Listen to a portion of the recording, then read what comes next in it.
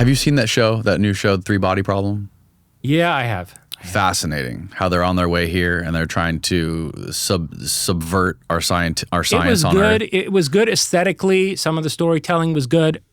I had a couple of really big problems with it. Yeah. One was that, what is this, like, less than light speed travel? These people don't have 0 point energy, these 1% aliens. light speed, Yeah, yeah. what the hell is that? I mean, we have in Lockheed right now, there are craft that can go to Mars in a few hours, right now in Lockheed. And this show is talking about like where the aliens are traveling at certain percentages of the speed of light. That was one problem I had with it, is the engineering and physics. The other problem I had is the whole show took place within the context of a very reductionist, materialist paradigm that did not acknowledge psi, didn't acknowledge ESP and psychokinesis. And the fact that these aliens would probably have these abilities, to a much greater degree than terrestrial humanity. Right. So these were, some plot points that I had a problem with. But it was entertaining for sure. What did you think about those sophons, those protons that were quantumly entangled to help us? You're saying that they wouldn't have needed those. They would have been able to use some sort of telekinesis or psycho. Well, the sophons, if I'm not mistaken, if I remember correctly, in that show were portrayed as a form of artificial intelligence, that they were like nanomachines that were working based on a kind of artificial intelligence. Right. And what I think is that even the artificial intelligence systems that we're developing now at OpenAI and Google and so forth are demonstrating psi ability. And this is one of the things that's being covered up by the engineers. They're terrified of it. They don't understand it. And they're trying to pass it off as bugs and glitches in the system. But really, they're encountering psi in the context of laboratory R&D on AI, which, by the way, is something that I predicted in my book, Prometheism, which was written in 2020.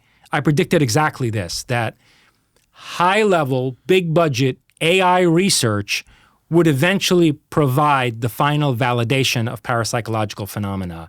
And that what I call the spectral revolution, like the Copernican revolution, Darwinian revolution, the spectral revolution that makes parapsychology mainstream is going to come about not in a parapsychology laboratory, but in a really well-funded AI R&D program.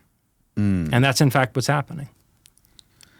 So how do you know what they have at JPL? How do you know they have... Not JPL, Lockheed. Lockheed. How do you know that Lockheed has this technology that we can get to Mars in a couple hours? So I know a guy who has been to one of these facilities. I don't think I should mention who he is, but he is, let's say... Not Jack Sarfati. I'm sorry, Jack. No disrespect. Love you, Jack. Yeah. There's a reason that guy hasn't been dealt in, okay? The reverse. I mean, not the least of which is that he goes out and publicly advertises everything that anyone ever tells him. So, I don't think that Lockheed or Northrop or anyone would be willing to deal him into any of these reverse engineering programs. But I know this guy who was involved in the military intelligence at a high level. And actually, I know two different people who've been to this facility. And they say that, Lockheed has, I think, some assets in Nevada, but they have a lot of corporate facilities in California, in the state of California.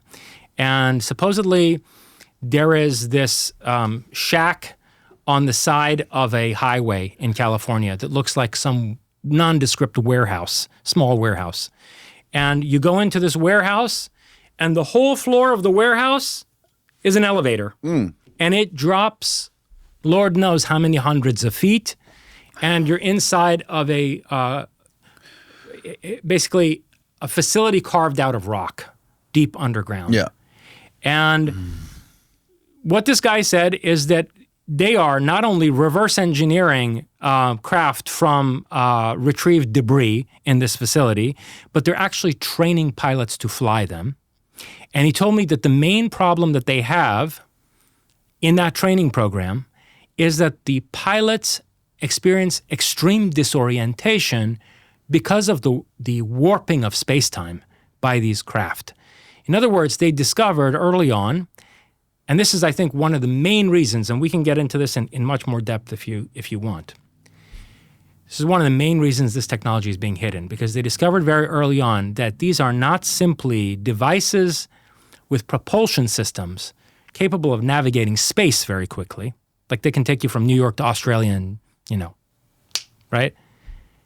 They're flying time machines. They warp time as they traverse space. Right. And our pilots don't know how to handle that. They have a very hard time. They get disoriented, temporally disoriented. They get their sense of the passage of time gets really messed with. How do you know this wasn't just some sort of intelligence agent or intelligence operative trying to disseminate some wacky information like the other guy? Well, if I were to tell you who it was, I think most people wouldn't think that. But all I can tell you... That's the problem with this whole topic. That is the fundamental problem with this whole UFO topic, is because so many people have such crazy, outlandish claims, and every single one of them, almost every single time, they're saying that this person, they can't divulge where they got the information, who the person is. And that's why this topic has been so frustrating for me. Yeah. I'll tell you at dinner who he is. Okay. So he was, but I'll tell you this, he was an extremely salt-of-the-earth person. And he was involved in the military intelligence community for decades. And anyway, I'll just leave it at that. But one of the funny things is he showed me this model that they had been using back in the it looked like maybe it was something from the 60s, to teach these pilots how much time dilation there is per the amount of space that they've traversed in these vehicles. It was like some kind of a gyroscopic device. And it showed that if you traverse, this much distance in space, there's this much dilation in time. And the reason he had this thing is because it was antiquated. It was like from the 60s, and they weren't using it anymore. They had ripped it out, and it was like an heirloom, And they basically gave it to him as a keepsake. So... which I found interesting. And I tried to take a picture of it, but he picked it up and took it away from me. So anyway, he told me he went down into this facility and that they're reverse engineering stuff and that they're trying to train pilots in how to fly these reverse engineered zero-point energy craft. But okay, what's the really important thing about that is that on a theoretical level, I've written extensively in Closer Encounters about how UFOs are actually time machines. And if you really stop and think through that carefully, you realize why, under the current socio-political conditions, this technology can't be released. With the kind of society we have, domestically, globally, with the state that humanity is in at the present time, the release of that kind of technology into the public sphere would be utterly catastrophic, right? I mean, you can't give Tom, Dick, and Harry a time machine to put in their garage. You see, that's the thing. It's not like these are Jetsons cars that just, fly you across country really fast. They allow you to traverse different epochs in human history. And I think one of the reasons that our history is so messed up, when you look at these really regressive, tyrannical religious belief systems and the kinds of political structures that formed around them and that were fortified by them, I think a lot of what's going on there is that our timeline has been manipulated. It's been manipulated at all junctures, from the present far into the future, right? So the technological singularity is this moment when you have a convergent advancement of all kinds of technologies, from genetic engineering to nanotech to artificial intelligence, cybernetics, and so forth. And they start to advance exponentially, so that it's no longer a curve slowly sloping up, right? It becomes a spike on a graph. The curve becomes a spike. There's such an acceleration in the development of these technologies, and any one of them facilitates breakthroughs in the others at such a speed where all of them converge in a way that the human mind is no longer capable of wrapping itself around. And we call it a singularity or a spike on the graph of the history of human technological development, because past that spike, we can't project anymore from the past into the future. It's a limit on our human capacity to project what future developments may take place on the other side of that singularity, right? And so, for example, today you're seeing AI crack problems in genetic engineering, in gene sequencing, and crack problems in nanotechnological engineering that we've never been able to work our way through.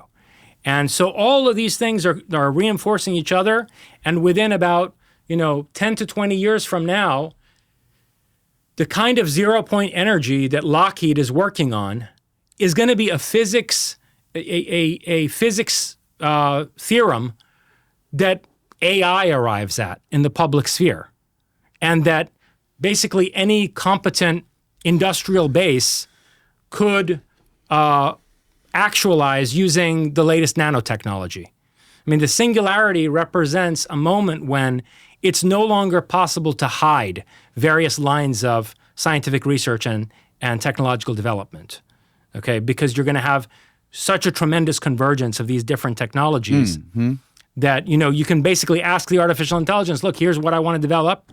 There's whatever mercury, thorium, zero-point energy device.